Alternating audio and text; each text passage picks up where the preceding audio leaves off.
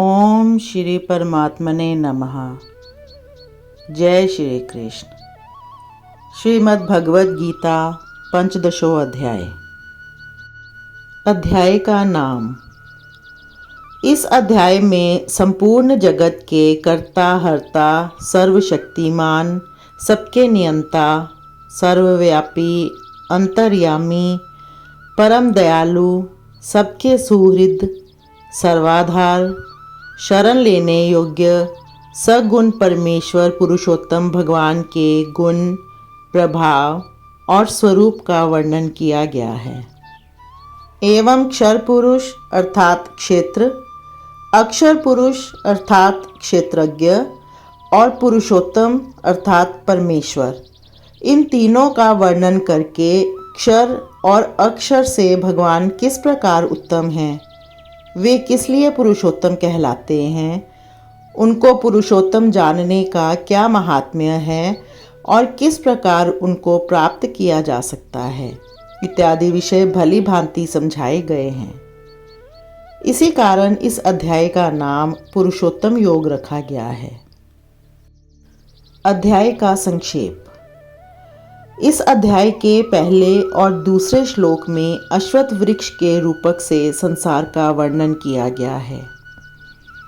तीसरे में संसार वृक्ष के आदि, अंत और प्रतिष्ठा की अनुपलब्धि बतलाकर दृढ़ वैराग्य रूप शस्त्र द्वारा उसे काटने की प्रेरणा करते हुए चौथे में परम पद स्वरूप परमेश्वर को प्राप्त करने के लिए उसी आदि पुरुष की शरण ग्रहण करने के लिए कहा है।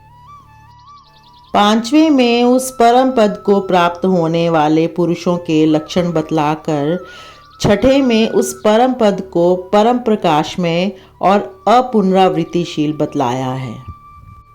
तदनंतर सातवें से 11वें तक जीव का स्वरूप, मन और इंद्रियों के सहित उसके एक शरीर से दूसरे शरीर में जाने का प्रकार, शरीर में रहकर इंद्रिय और मन की सहायता से विषयों के उपभोग करने की बात और प्रत्येक अवस्था में स्थित उस जीवात्मा को ज्ञानी ही जान सकता है। मलिन अंतःकरण वाला पुरुष किसी प्रकार भी नहीं जान सकता, इत्यादि विषयों का वर्णन किया गया है।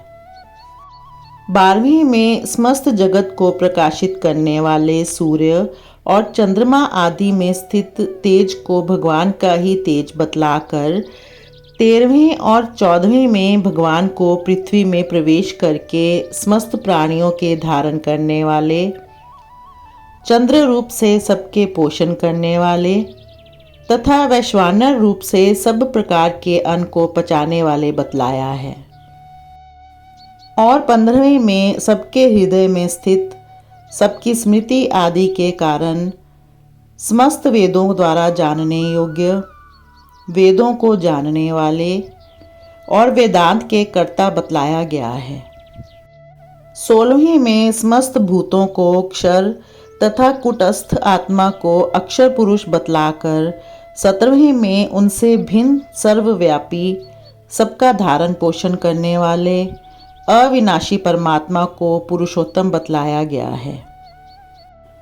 18वें में पुरुषोत्तमत्व की प्रसिद्धि के हेतु का प्रतिपादन करके 19वें में भगवान श्री कृष्ण को पुरुषोत्तम समझने वाले की महिमा एवं 20वें में उपर्युक्त गुह्यतम विषय के ज्ञान की महिमा कहकर अध्याय का उपसंहार किया गया है। संबंध। 14वें अध्याय में 5वें से 18वें श्लोक तक तीनों गुणों के स्वरूप, उनके कार्य एवं उनकी बंधनकारिता का और बंधे हुए मनुष्यों की उत्तम, मध्यम और अधम गति आदि का विस्तार पूर्वक वर्णन करके 19वें और 20वें श्लोकों में उन गुणों से अतीत होने का उपाय और फल बतलाया गया।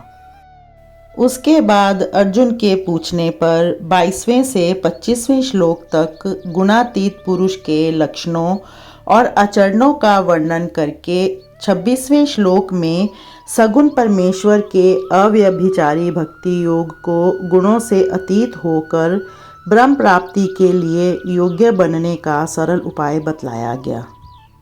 अतएव भगवान में अव्यभिचारी भक्ति योग रूप अनन्य प्रेम उत्पन्न कराने के उद्देश्य से अब उस सगुण परमेश्वर पुरुषोत्तम भगवान के गुण, प्रभाव और स्वरूप का एवं गुणों से अतीत होने में प्रधान साधन वैराग्य और भगवत शरणागति का वर्णन करने के लिए 15वें अध्याय का आरंभ किया जाता है। जय श्री कृष्ण।